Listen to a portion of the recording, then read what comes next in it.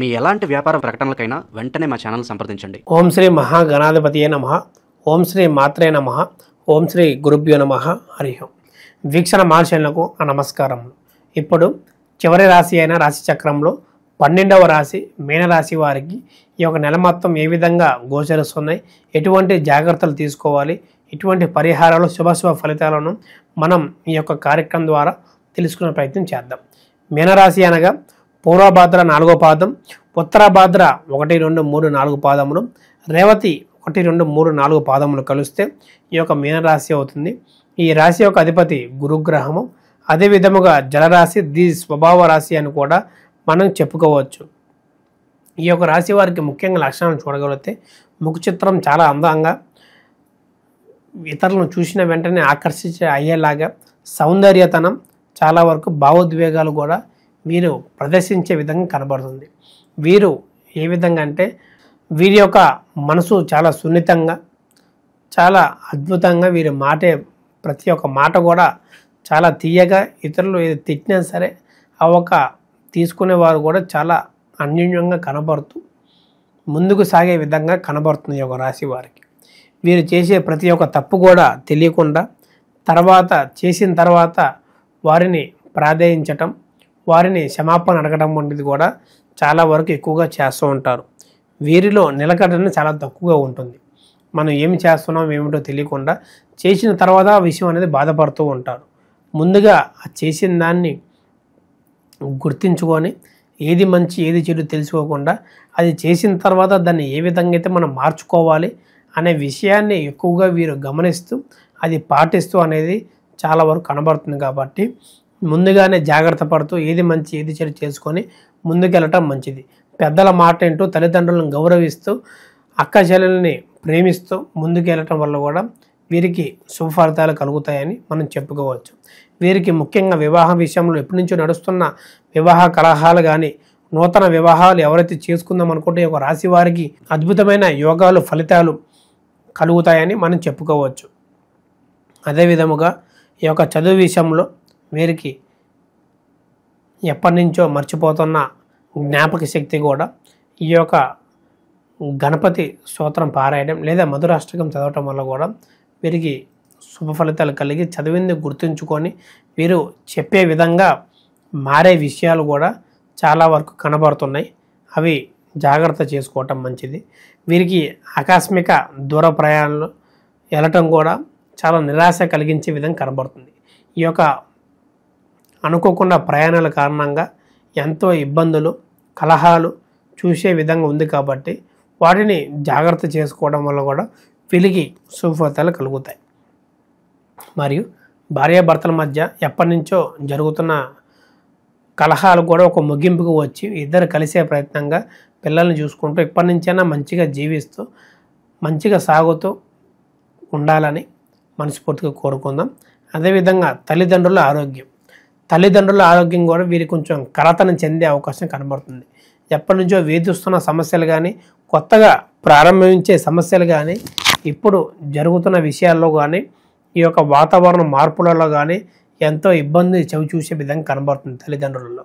వీరు ఎప్పటి నుంచో జరుగుతున్న సమస్యల కారణంగా, సడన్ వెదర్ చేంజ్ కారణంగా కూడా వీరికి సడన్ బీపీ డౌన్ అయిపోవడం, షుగర్ పెరగడం వంటివి కూడా జరుగుతూ ఉంటాయి.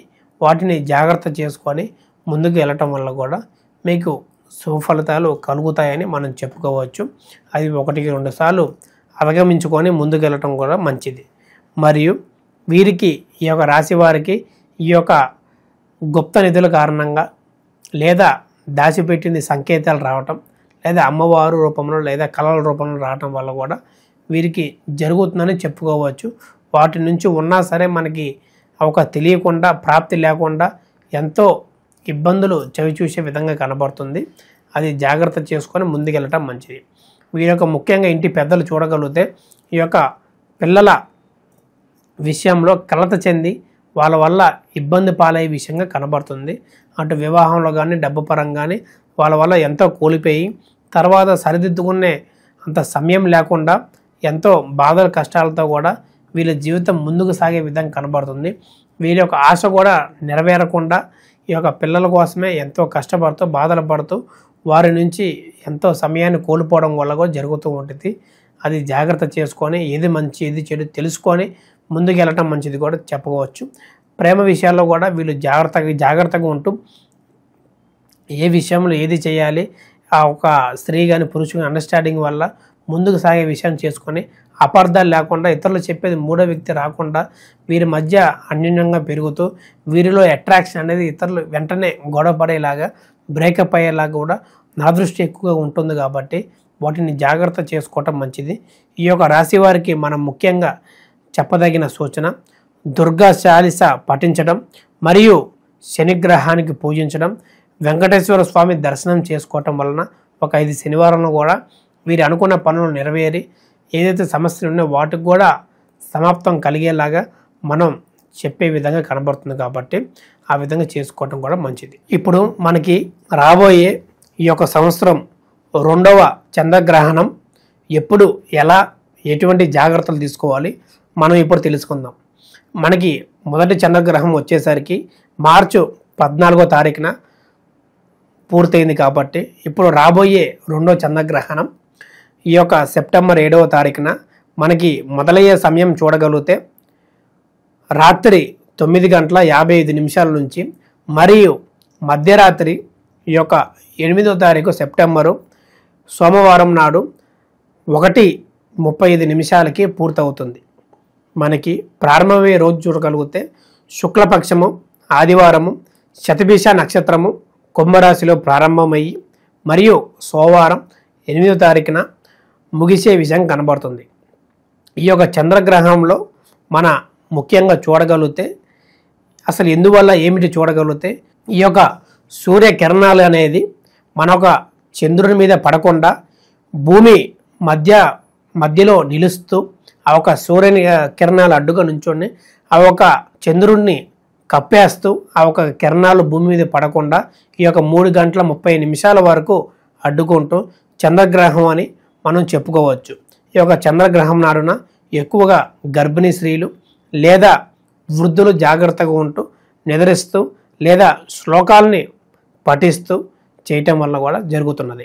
ఈ యొక్క చంద్రగ్రహం వలన ఎటువంటి ప్రమాదం లేదా రాసులకి ప్రమాదం అనేది చాలామంది చెబుతూ ఉంటారు. వాటి నేటిని పట్టించుకోకుండా మీ పనులు మీరు చేసుకుంటూ వారికి ఎక్కువగా ప్రభావం చూపదని మనం చెప్పుకోవచ్చు. ఈ యొక్క గ్రహణం దాదాపు చూడగలిగితే 3:30 వరకు ఉంటుంది. కాబట్టి ఈ యొక్క 9:30 వరకే నిద్రిస్తే ఎటువంటి ఇబ్బంది లేదని చెప్పుకోవచ్చు.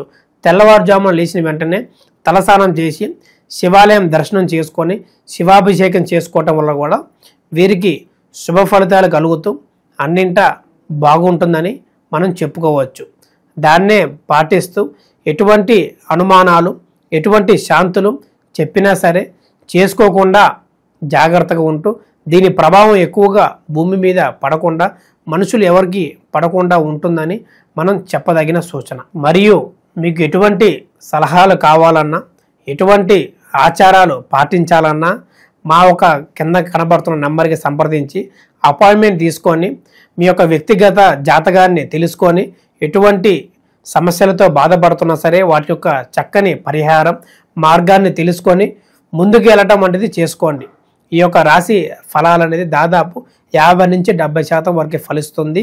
మరియు పూర్తిగా తెలుసుకోవాలనుకున్న మా ఒక నంబర్కి సంప్రదించి మీ యొక్క సందేహాలు ఏదైనా సరే ఎటువంటి సమస్యకైనా సరే చక్కని పరిహారం అనేది చూపబోతాం. శుభం. లోకా సమస్త సుఖినో భవంతు.